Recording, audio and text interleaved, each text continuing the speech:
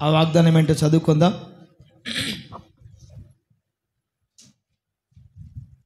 దేవుడు మనల్ని ప్రేమించి ఈ 6వ మాసంలో ఒక వాగ్దానం ఇచ్చారు. ఆ వాగ్దానం మనం చదువుకుందాం. యెహోవా సెలవిచ్చినదేమనగా, నేను మీ ఎడల ప్రేమ చూపి ఉన్నాను. దేవునికి మహిమ కలుగును గాక. ఏంటి ఈ మాసంలో మనకి దేవుడు ఇచ్చినటువంటి వాగ్దానం? నేను మీ ఎడల ప్రేమ చూపిస్తున్నానా లేదా చూపించబోతున్నాను అన్నాడా? చూపి ఉన్నాను అంతే, చూపాడు అంతే. మరి ఆ ప్రేమను మనం పొందుకున్నామా? దేవుడేమో ప్రేమను చూపించాడు, దేవుడు పంచాడు, దేవుడు చూపించాడు. ఆ ప్రేమను మనం పొందుకున్నామా? దేవుడు ఎందుకు ప్రేమ చూపిస్తున్నాడో, దేవుడు ఎందుకు మనల్ని ప్రేమిస్తున్నాడో ఇంచుమించుగా మనము 9 మాటలు ధ్యానం చేస్తాం. ఈ వారంలో 3 మాటలు కాకుండా 9 మాటలు మనం ధ్యానం చేస్తాం. ఎందుకని దేవుడు మనల్ని ప్రేమిస్తున్నాడు? నేను ప్రేమ అంటాను, మీరు అనుభవాలు చెప్పాలి. హల్లెలూయా. దేవుని ప్రేమ ఎందుకు? మనల్ని పరిమళగా వాసనగా మార్చటానికి. దేవుని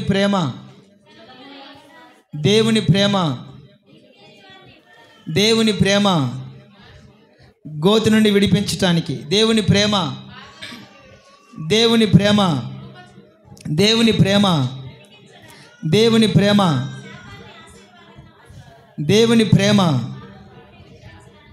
హల్లెలూయా.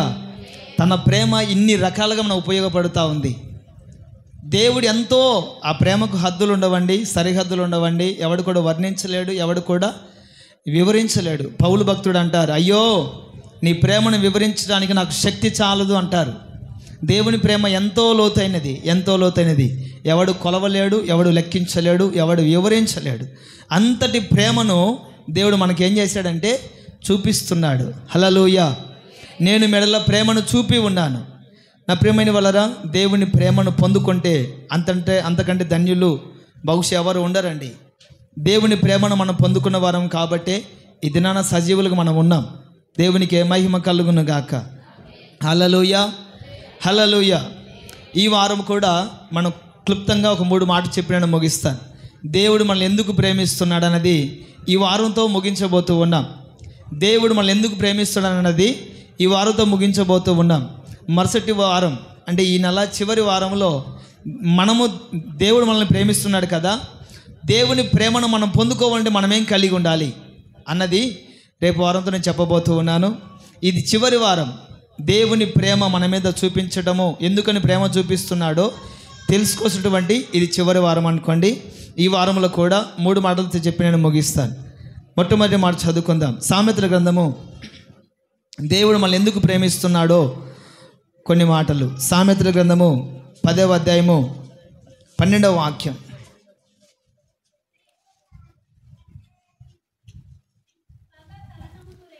పగ కలహముని రేపును, ప్రేమ దోషములన్నిటినీ కప్పును.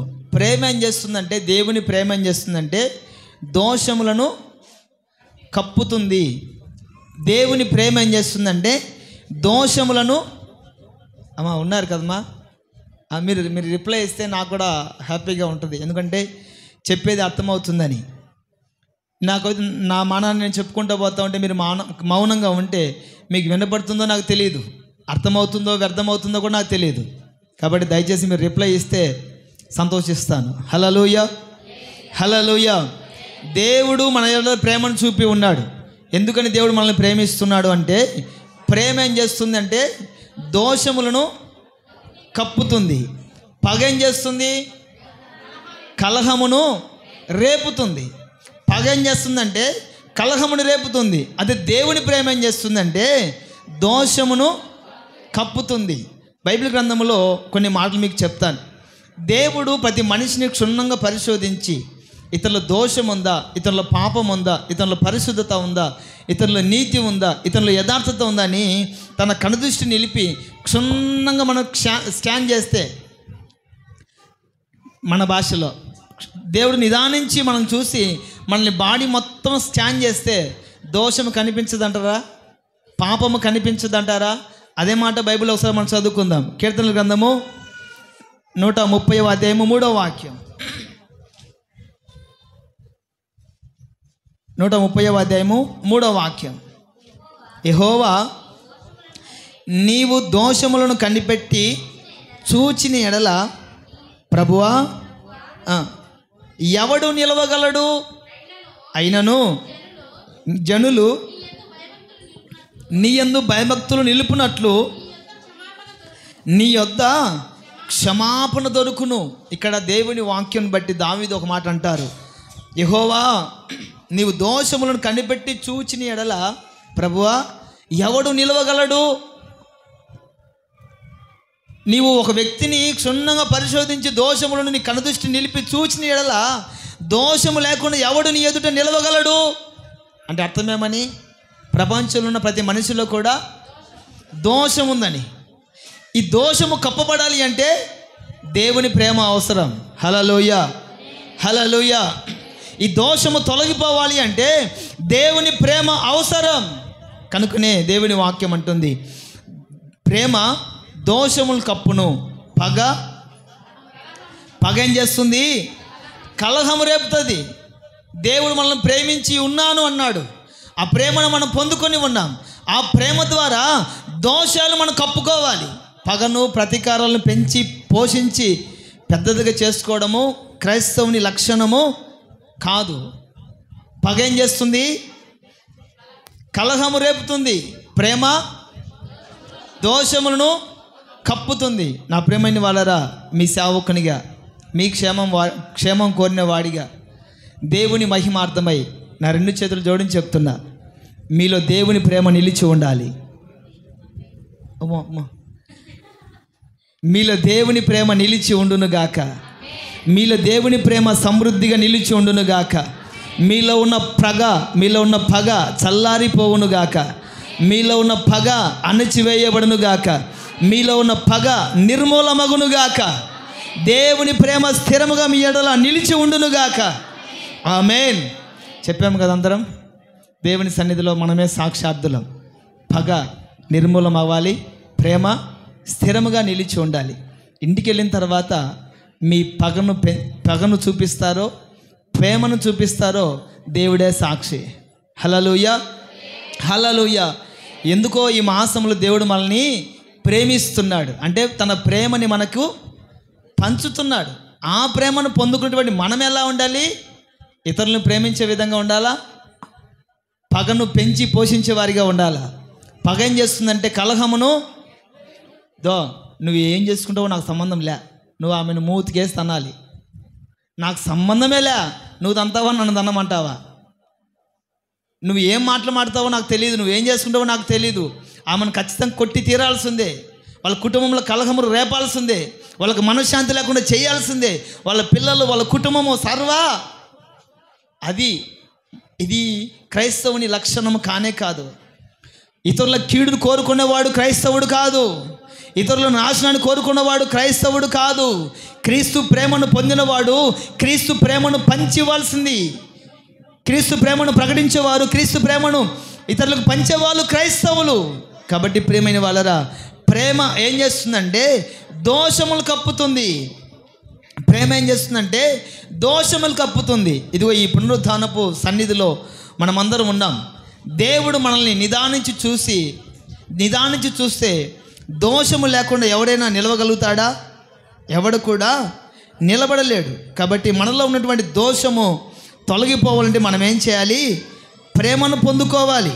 హల్లెలూయా చెప్దామని సంతోషంగా హల్లెలూయా. ఈ ప్రేమ ఏం చేస్తుందంటే ఈ ప్రేమ దోషములను కప్పుతుంది.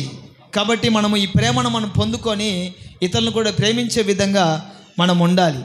మనం ఆరాధిస్తున్న దేవుడు మనం ఇతరులకు క్షమిస్తే ఆయన కూడా మనల్ని క్షమిస్తాడు.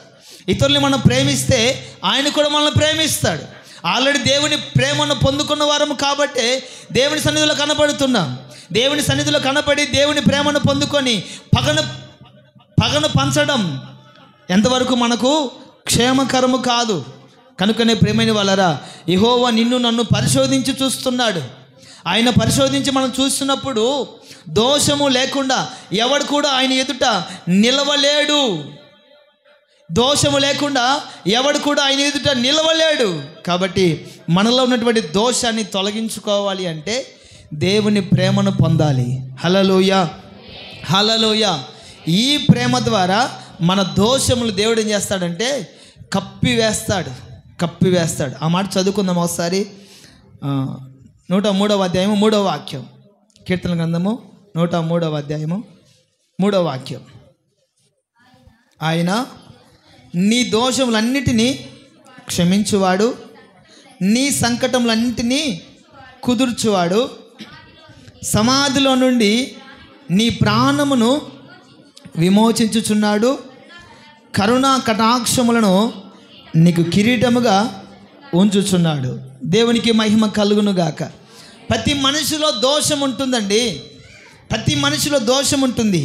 అయితే మనము దేవుని ప్రేమకు అప్పగించుకుంటే మనం ఆరాధిస్తున్న దేవుడు ఎవరంటే దోషములన్నిటిని కూడా క్షమించువాడు. హల్లెలూయా. దోషములన్నిటిని కూడా క్షమించువాడు. ఆయన కుల ప్రస్తావన ఎత్తడానికి రాజకీయ నాయకుడు కాదు, దోషం ఎత్తడానికి మత నాయకుడు కాదు, వర్గ భేదాన్ని ఎత్తడానికి ఆయన వేరే జాతికి సంబంధించిన వాడు కాదు. మనం ఆరాధిస్తున్న దేవుడు ఎవరు అంటే దోషములన్నిటిని కూడా క్షమించేవాడు. ఈ మధ్యకాలంలోనే ఒక న్యూస్ నేను చూశానండి. బహుశా బీజేపీ ఎమ్మెల్యే అనుకుంటా. అతడు ఒక గ్రామానికి వచ్చి సర్పంచ్లను, జడ్పీటీసీలని, ఆ మండలంలో ఉన్నటువంటి అధికారులందరినీ పిలిపించి స్టేజ్ ఎక్కించి వాళ్ళని గౌరవంగా సన్మానిస్తుంటే ఈ గ్రామంలో ఉన్నటువంటి సర్పంచ్ ఎవడు అని అడిగితే ఆ పలాని వెంకట సుబ్బయ్యనో ఏదో పేరు చెప్పారండి. చెప్పిన తర్వాత అతని క్యాస్ట్ ఏంటి అని అడుగుతున్నాడు పక్కన. అతని క్యాస్ట్ ఏంటంటే ఎస్సీ అనగానే సరే ఆగుమా, అక్కడే ఆగు. ఎస్సీ అనగానే సరే అక్కడ ఆగు అని చెప్పేసి కొన్ని మాటలు అతను ప్రకటించడం జరిగింది. ఎందుకంటే అక్కడ ఎస్సీ అనే ఒకే ఒక ఉద్దేశం చేత అతని స్టేజ్ మీదకి ఎక్కించలేదు. దీని ఏమంటారంటే వ్యత్యాసం. మనం ఆరాధిస్తున్న దేవుడు ప్రతి మనిషిలో దోషం ఉన్నప్పటికీ కూడా తన ప్రేమ చేత ఏం చేస్తాడు? ఆ దోషములను కప్పుతాడు. యెహోవా దోషములన్నిటిని కూడా క్షమిస్తాడు. ప్రైజ్ ద లార్డ్, హల్లెలూయా. కాబట్టి ప్రియమైన వాళ్ళారా, మనం ఆరాధిస్తున్న దేవుడు పక్షపాతి కాదండి. దోషములు చూసి నువ్వు ఫలానా, దోషములు చూసి నువ్వు పనికిరావు, దోషములు చూసి నా దేవుని మందిరం నివసించడానికి నీవు యోగ్యుడవు కాదని తరిమి వేసే దేవుడు కాదు, త్రోసివేసే దేవుడు కాదు, పక్షపాతంగా మాట్లాడే దేవుడు కాదు. కాబట్టి ప్రియమైన వాళ్ళారా, మనం ఆరాధిస్తున్న దేవుడు ఎవరంటే దోషములన్నిటిని కూడా క్షమించేవాడు, మనలో ఉన్నటువంటి దోషములన్నిటిని కూడా కప్పే దేవుడు. హల్లెలూయా. ఎందుకంటే మీరు గమనించండి, ఒక క్రైస్తవంలో దేవుని ఎవడైనా కూడా ఆరాధించవచ్చు, దేవుని ఎవరైనా కూడా స్తుతించవచ్చు, దేవుని ఎవడైనా కూడా నమస్కరించవచ్చు, ఆరాధించవచ్చు. కానీ కొన్ని దేవతలకి కొన్ని కులానికి సంబంధించిన వాళ్ళు మాత్రమే పూజలు చేయాలి. ఇది రాజ్యాంగంలో లేదు. కానీ కొంతమంది వాళ్ళ అధికారాన్ని బట్టి కొన్ని రూల్స్లు కూడా తయారు చేశారు. కొంతమంది దేవులకి కొంతమంది మతానికి సంబంధించిన వాళ్ళు మాత్రమే పూజించాలి. కానీ అటువంటి పరిమితులు, అటువంటి సరిహద్దులు మన దేవునికి లేవు. దేవునికి మహిమ కలుగునుగాక. మనం ఆరాధిస్తున్న దేవుడు ఎవరు అంటే సమస్త దోషములన్నిటిని కూడా క్షమించే దేవుడు. దేవునికే మహిమ కలుగునుగాక. ఇదిగో ఈ దేవుని ప్రేమ ఎందుకు మన మీద చూపిస్తున్నాడు అంటే దోషములను కప్పడానికి. ప్రేమ ఏం చేస్తుందంటే దోషములను కప్పుతుంది లేదా దోషములను క్షమిస్తుంది. దోషం ఉండడం వల్ల ఒక మనిషికి కలిగే నష్టం ఏంటి? నేను అంటాను, దోషం ఉండడం వల్ల ఒక మనిషికి కలిగే నష్టం ఏంటి, లాభం ఏంటి? దోషం ఉండడం వల్ల నష్టమే కలుగుతుంది, కానీ లాభం ఏమాత్రం కలగదండి. అమ్మాయి కుడికాలు పెట్టరా అంటాం, కుడికాలు పెట్టరా, రెండు కాళ్ళు ఆమెయే కదా, ఎడంకాలు పెడితే ఏమవుతుంది? నేను అంటాను, కుడికాలు ఆమెదే, ఎడంకాలు ఆమెదే, ఈ కాలు నాదే, ఈ కాలు నాదే, నా కాలు మీద నేను కాలు వేసుకుంటా. కుడికాలు పెడితే ఏమవుతుంది, ఎడంకాలు పెడితే ఏమవుతుంది? ఎడంకాలు పెడితే దోషం వస్తుందంట, కుడికాలు పెడితే అదృష్టం వస్తుందేమో. నేను ఇదివరకు చెప్పాను, కూడికలో చెప్పాను అనుకుంటా. కొంతమంది పాదం పెడితే ఇల్లు ధ్వంసం అని, కుడికాలు పెడితే ఏమవుతుంది, ఎడకాలు పెడితే ఏమైపోతుంది? నాశనం మీద ఎట్లయినా అయిపోతుంది కదా. కాబట్టి ప్రియమైన వాళ్ళరా, దేవుని సన్నిధిలో సర్వ దోషములు కూడా క్షమించబడతాయి. హల్లెలూయా, హల్లెలూయా. ఈ దోషం ఉండడం వల్ల కలిగే నష్టం ఏంటో మీకు చెప్తాను. అంటే మనకు దోషం ఉందో లేదో కూడా మనం తెలుసుకోవాలి కదా. ఒకవేళ దోషం ఉంటే మనం ఎంతగా నష్టపోయే స్థితిలో ఉన్నామో కూడా మనకు ఒక అవగాహన ఉండాలి. కాబట్టి మీకు చెప్తాను దోషం ఉండడం వల్ల కలిగే నష్టం. ఇర్మియా గ్రంథము 31వ అధ్యాయము 30వ వాక్యం. ఇర్మియా గ్రంథము 31వ అధ్యాయము 30వ వాక్యం.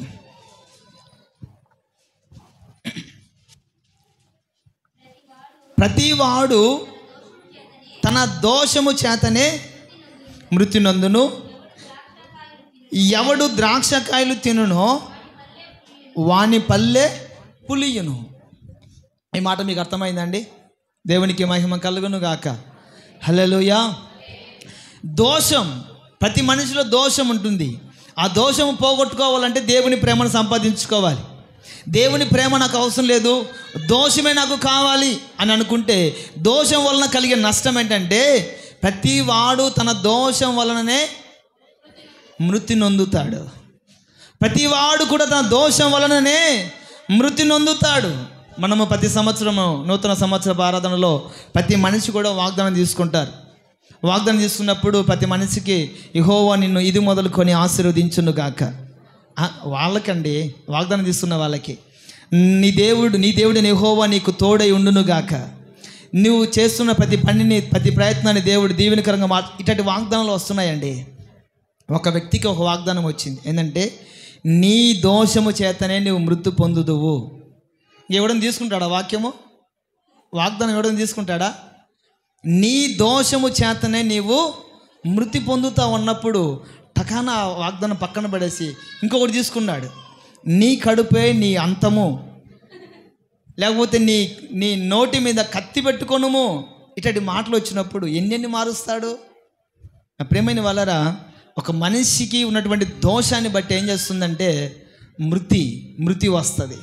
అతడు ఏ రోజు మందిరానికి వచ్చిన వాడు కాదు, ఏ రోజు దేవుని సన్నిధిని ఆస్వాదించిన వాడు కాదు. ఎప్పుడో ఒకసారి వాగ్దానం కోసం వచ్చి వాగ్దానం చేత పట్టుకుంటే దేవుడు ఏమన్నా చూడలేని వాడా? దేవుడు తన తగినటువంటి వాగ్దానం ఇచ్చాడు. ఏంటంటే నీ దోషము చేతనే నీవు దేవుని మందిరానికి వస్తే కదా దోషం పోయేది. దేవుని ప్రేమను పొందుకుంటే కదా దోషం పోయేది. దేవుని ప్రేమ కావాలని ప్రార్థన చేస్తేనే కదా దోషము పోయేది. దోషం పోకుండా ఆశీర్వాదం కావాలంటే ఎలా వస్తుంది? దోషం పోకుండా దేవుని ప్రేమ కావాలంటే ఎలా వస్తుంది? క్షమించమని అడగకుండా దోషము పోవాలంటే ఎలా వస్తుంది ఆశీర్వాదం? దేవుని ప్రేమ ఎలా వస్తుంది? కనుకనే ఒక మనిషిలో ఉన్నటువంటి దోషాన్ని బట్టి ఏం కలుగుతుందంటే మృతి కలుగుతుంది. పాపం వలన వచ్చు జీతము మరణం, దోషం వలన వచ్చు జీతము అంతే, ఇంక మృతి. కాబట్టి ప్రియమైన వాళ్ళరా, ఎవరిలో ఏమాత్రము దోషం ఉండకుండానట్లుగా నా దేవుడు మన దోషములన్నిటిని కూడా క్షమించునుగాక. తన ప్రేమ చేత మన దోషములను కప్పివేయునుగాక. ఆమేన్. దోషం వల్ల ఏమొస్తుంది? మొట్టమొదటిగా అమ్మా మృతి. ఏమొస్తుందమ్మా?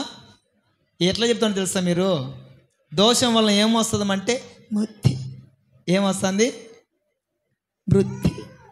గట్టిగా చెప్తే ఏమవుతుందమ్మా? దోషం వల్ల ఏమొస్తుంది?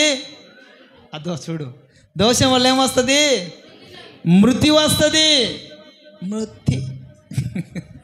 ప్రేమైన వాళ్ళరా, ఈ దోషం వల్ల వచ్చే కీడు ఏంటంటే మృతి కలుగుతుంది. రెండో మాట చదువుకుందాం. రెండో మాట యెహెజ్కేలు గ్రంథము 39వ అధ్యాయము 23వ వాక్యం. మరియు ఇశ్రాయేలు తమ దోషమును బట్టి చెరలోనికి పోయిరనియు వారు విశ్వాసఘాతుకులైనందున నేను వారికి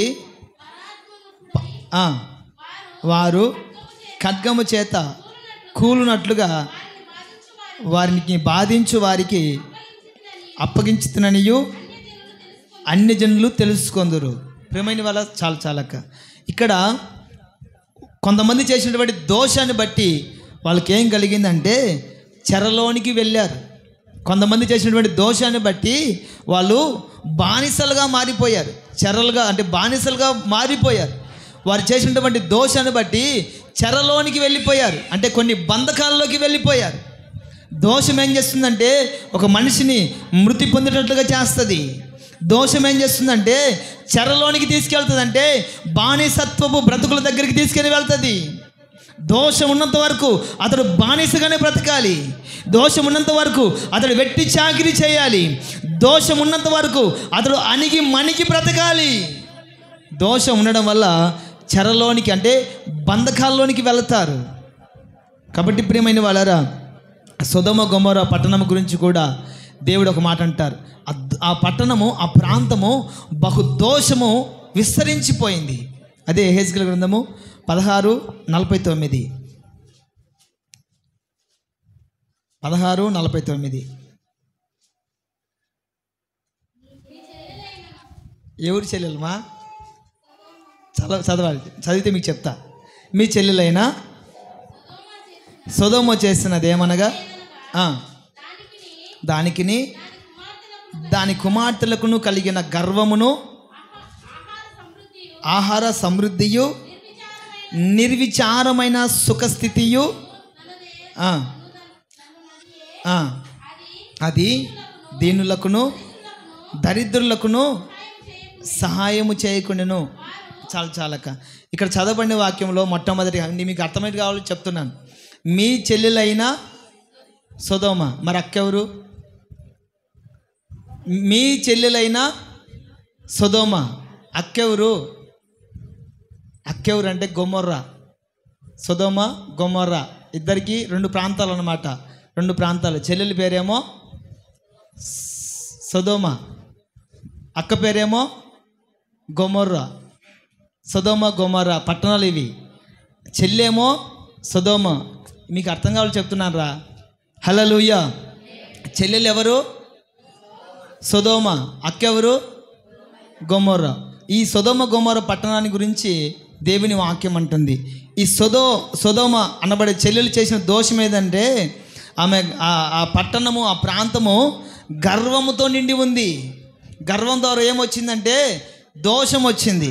అలాగే ఆహార సమృద్ధియు, నిర్విచారమైన సుఖస్థితి, ఈ అనుభవాలు ఉండడం ద్వారా ఆ సొదొమ పట్టణానికి ఏమొచ్చిందంటే దోషం వచ్చింది. ఏంటండి, ఆహారం సమృద్ధిగా సంపాదించుకోవడం తప్పంటారా? అనుకోవచ్చు, తప్పేనండి. ఎందుకు తప్పు అంటున్నారా? మనం సంపాదించుకోవాలి, సంపాదించుకున్న దాంట్లోనే ఇతరులకి పంచి పెడితే దోషం ఉండదు. అక్కడ అదే మాట రాసి ఉంచారు కదా, నిర్విచారమైన సుఖస్థితియు అనునదియే, అది దీనులకు దరిద్రులకు ఏం చేసింది? సహాయము చేయలేదు. సహాయము చేయకపోవడం ద్వారా ఏం కలిగింది ఆ పట్టణానికి అంటే దోషము కలిగింది. దోషము కలగడం ద్వారా ఆ సొదొమ పట్టణాన్ని దేవుడు ఏం చేశాడు అంటే దోషం ఎక్కువైపోవడం ద్వారా అగ్ని గంధకముల చేత కాల్చివేశాడు. దోషం ఉండడం వలన, పాపము పరిపక్వము చెందడం వలన, దీనులకు దరిద్రులకు సహాయము చేయకపోవడం వలన దేవుని ఉగ్రత ఆ ప్రాంతం మీదకి దిగివచ్చి సొదొమ గొమొర్రా పట్టణాలను అగ్ని గంధకముల చేత కాల్చివేశాడు. కాబట్టి ప్రియమైన వాళ్ళరా, దోషం ఉండడం వల్ల ఏం కలుగుతుందంటే దేవుని ఉగ్రత దిగి వస్తుంది. దోషం ఉండడం వల్ల మృతి పొందుతారు. దోషం ఉండడం వల్ల చెరలోనికి వెళ్ళిపోతారు. దోషం ఉండడం వల్ల దేవుని ఉగ్రత పాలవుతారు. ఈ మనకు అవసరం అంటారా? చెరలోనికి వెళ్ళినటువంటి ఇశ్రాయేలు ప్రజలు ఎన్ని సంవత్సరాలు బానిసలుగా బ్రతికారు? ఎన్ని సంవత్సరాలు బ్రతికారు? 400 సంవత్సరాలు పైగా వాళ్ళు బానిసలుగా బ్రతికారు. తినడానికి తిండి లేదు, విశ్రాంతి తీసుకోవడానికి సమయం లేదు, వెట్టి చాకరీలు చేశారు.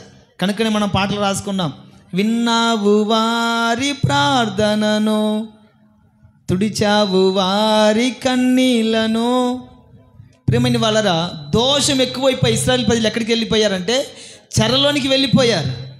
ఈ 3 అనుభవాలు మనలో ఉండకుండా ఉండాలి అంటే దోషముల నుండి క్షమించబడాలి. హల్లెలూయా, హల్లెలూయా. ప్రేమ ఏం చేస్తుందంటే దోషములను క్షమిస్తుంది. ప్రేమ దోషములను కప్పుతుంది. దేవునికి మహిమ కలుగునుగాక. మీ దోషములన్నిటిని కూడా దేవుడు క్షమించునుగాక. మీ దోషములన్నిటిని కూడా దేవుడు తన ప్రేమ చేత కప్పివేయునుగాక. ఆమేన్. రెండో మాట చదువుకుందాం. పేతురు మొదటి పత్రిక 4వ అధ్యాయము 8వ వాక్యం. 4వ అధ్యాయము 8వ వాక్యం.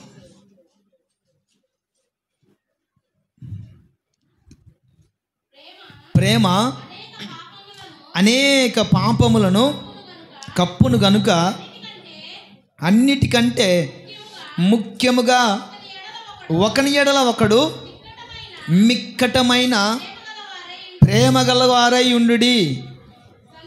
సనుగు కొనకుండా ఒకనికొకడు ఆతిథ్యము చేయుడి. చాలక హల్లెలూయ. ప్రేమ ఏం చేస్తుందంటే అనేక పాపములను కప్పుతుంది. మొట్టమొదటిగా ప్రేమ ఏం చేస్తుందంటే దోషములు కప్పుతుంది. దేవుని ప్రేమ ఏం చేస్తుందంటే అనేక పాపములను కప్పుతుంది. పాపాలు ఎన్ని రకాలు ఉంటాయి మీకు తెలుసా? పోయిన వారం కూడా బహుశా అనుకున్నా, పాపం నుండి దేవుడు విడిపిస్తాడు. దేవుని ప్రేమ ఏం చేస్తుందంటే పాపము నుండి విడిపిస్తుంది. పాపము ఎలా, ఎన్ని రకాలైనటువంటి పాపాలు కూడా నేను పోయిన వారం కూడా చెప్పడం జరిగింది.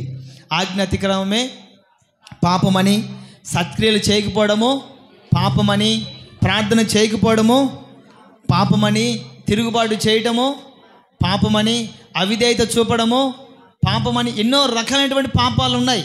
కనుకనే వాక్యం అంటుంది ప్రేమ అనేక పాపములను కప్పును. కనుక అన్నిటికంటే ముఖ్యముగా ఒకని ఎడల ఒకడు మిక్కటమైన ప్రేమ గలవారై ఉండుడి. మిక్కటమైన ప్రేమ గలవారై ఉండుడి. అనేక పాపములు ప్రతి మనిషిలో ఉంటాయి. మనము తీర్పు తీరుస్తూ ఉంటాం. మన మీద పైనుంచి ఊడి పడినవారు మాదిరిగా, పైనుంచి టకానా దేవదూతల వల్లే ఊడి పడిన వాళ్ళ మాదిరి మనం ఏం చేస్తామంటే తీర్పు తీరుస్తూ ఉంటాం. దేవుని వాక్యం అంటుంది ప్రేమ అనేక పాపములు కప్పును కనుక అన్నింటికంటే ముఖ్యముగా ఒకరి ఎడల ఒకరు లేదు. ఆమె మా చిన్నాని కూతురు కాబట్టి నేను ఆమెను బాగా చూసుకుంటా. ఆమె మా కులస్తురాలు కాబట్టి నేను ఆమెతో బాగా క్లోజ్గా ఉంటా. లేకపోతే ఆమె నాకు బాగా దగ్గరైంది కాబట్టి నేను ఆమెతో బాగా క్లోజ్గా ఉంటా. ఇవి పనికిరావు. క్రైస్తవురాలికి ఎవరికైనా కూడా ఇవి పనికిరావు. మిక్కటమైన ప్రేమ గలవారై, హల్లెలూయా, మిక్కటమైన ప్రేమ గలవారై ఉండాలి. మనము చూపించే ప్రేమలో స్వార్థం ఉండకూడదు. మనం ఇతరులను చూపించే ప్రేమలో కల్మషం ఉండకూడదు. మనం ఇతరులు చూపించే ప్రేమలో మోసం ఉండకూడదు. ఇతరులు మనం ప్రేమించే ప్రేమలో కపటం ఉండకూడదు. మా వందనాలమ్మా, చూసినా మో వందనాలమ్మా, ఏమైనా నాకు తెలుసు మొత్తం. దీని ఏమంటారు? పైకి ఏం చెప్తారంటే అమ్మా వందనాలమ్మా, అమ్మా సంతోషంగా ఉన్నారా, బాగున్నారా అంటారా? ఆ మాట మొహం చాటేసుకొని పోతానే దీని బతుకంతా నాకు తెలుసు. దీన్ని ప్రేమ అంటారా? అయ్యా ప్రైజ్ ద లార్డ్ అంటాడా? పోయో చూసినాం కానీ. అంటే లోకంలో తిరుగుతూ ఉంటామండి. ఇట్లాంటి ప్రేమలు ఎన్నో చూస్తూ ఉంటాం. ఎన్నో ప్రేమలు, ఎన్నో కపటమైన నటపూరితమైనటువంటి ప్రేమలు ఎన్నో చూస్తూ ఉంటాం. కానీ దేవుని వాక్యము, దేవుని ప్రేమను పొందినటువంటి మనము ఎలాగుండాలి అంటే మిక్కటమైన, ఆ ప్రేమలో స్వార్థం ఉండదండి, ఆ ప్రేమలో కల్మషం ఉండదండి. ఒక మాట అంటారు, తన నష్టపోయినప్పటికీ కూడా మాట మార్చరు. దేవుని యందు భయభక్తులు కలిగిన వారు, దేవుని ప్రేమను పొందుకున్నవారు నష్టం వచ్చినా కూడా మాట తప్పరు. మాటలో ప్రేమలో కల్మషం ఉండకూడదండి. కనుకనే దేవుని వాక్యం అంటుంది ఒకడి ఎడల ఒకడు మిక్కటమైన ప్రేమ గలవారై ఉండాలి. మిక్కటమైన ప్రేమ గలవారై ఉండాలి. నేనేమో ప్రేమిస్తూనే ఉన్నాను, అవతల మనిషి నన్ను ప్రేమించట్లేదు. ప్రేమించుకుంటే ప్రేమించకపోని దేవుని మనం ప్రేమించామా? ఒక మాట నేను చెప్తాను. యేసుక్రీస్తు వారు మనల్ని ఎంతగా ప్రేమించారంటే ఎంతో ప్రేమించాడు. మనం దేవుని ప్రేమించామా? మనం ప్రేమించలేదు. అయినా కూడా దేవుడు మనల్ని ప్రేమించాడు. మనం అనుకోవచ్చు నేను ఆమెను ప్రేమిస్తున్నానన్నా కూడా ఆమె నన్ను ద్వేషిస్తూనే ఉంది, ఆమె మేలు నేను కోరుకుంటూ ఉంటే ఆమె నా కీడును కోరుకుంటా ఉంది అని మనము అనుకుంటూ ఉంటాం. ఎందుకంటే మనుషులు కదా, మనసుల స్వభావాలను చూపిస్తున్నప్పుడు, మన ప్రేమ తక్కువైపోయినప్పుడు, లేదా మనల్ని విమర్శిస్తున్నప్పుడు, మన మీద వేలెత్తి చూపుతున్నప్పుడు ఎందుకని వాళ్ళని ప్రేమించాలి అన్నటువంటి మనసు కూడా మనకు కలుగుతుంది. కలిగినప్పటికీ కూడా మిక్కటమైన ప్రేమ గలవారే మనం ఒకరినొకరము కలిసి ఉండాలి. హల్లెలూయా, హల్లెలూయా. ప్రతి మనిషిలో పాపం ఉంటుందండి. పాపములు అనేక రకాల పాపాలు ఉంటాయి. కనుకనే దావీదు ఒక మాట అంటారు, కీర్తన గ్రంథము 51వ అధ్యాయము 5వ వాక్యములో, కీర్తన గ్రంథము 51వ అధ్యాయము 5వ వాక్యం, త్వరగా ముగించుకుందాం. 51:5. నేను పాపములో పుట్టినవాడును, పాపములోనే నా తల్లి నన్ను గర్భమును ధరించెను. నీవు అంతరంగములో సత్యమును కోరుచున్నావు, అంతర్యమున నాకు జ్ఞానము తెలియజేయుదువు. ఇక్కడ దావీదు ఒక మాట అంటారు, అతడు పుట్టి పెరిగిన తర్వాత పాపం కాదండి, అతడు పెరిగిన కొలదో రాజైన తర్వాతనో లేదా అడవిలో గొర్రెలు కాసుకున్నప్పుడు పాపం చేశానని ఒప్పుకోవట్లేదు. అక్కడ దావీదు ఏమంటున్నారంటే, నేను పాపములోనే పుట్టినవాడును, నా తల్లి పాపములోనే నన్ను గర్భము ధరించింది. ఇప్పుడు చెప్పండి, మేము పాపము కాదండి, మాలో ఏ పాపము లేదండి, మేము అందరినీ మిక్కటమైన ప్రేమతో ప్రేమిస్తున్నామని చెప్పగలుగుతామా? ఎందుకంటే మన జన్మలోనే పాపం. తల్లి గర్భములో మన పిండంగా రూపించబడక మునిపే పాపముతోనే రూపించబడిన వారము, పాపముతోనే జన్మించిన వారము. కనుకనే ఈ పాపములు, అనేక పాపములు తొలగిపోవాలి అంటే దేవుని ప్రేమ కావాలి. హల్లెలూయా. ప్రేమ ఏం చేస్తుందంటే అనేక పాపములను కప్పివేస్తుంది. దావీదులో ఉన్నటువంటి పాపం మనలో కూడా ఉండొచ్చు, ఎందుకంటే పుట్టుకతోనే మనం పాపములో పుట్టిన వారం కాబట్టి. పాపాలు అనేక రకాల పాపాలు ఉన్నాయి.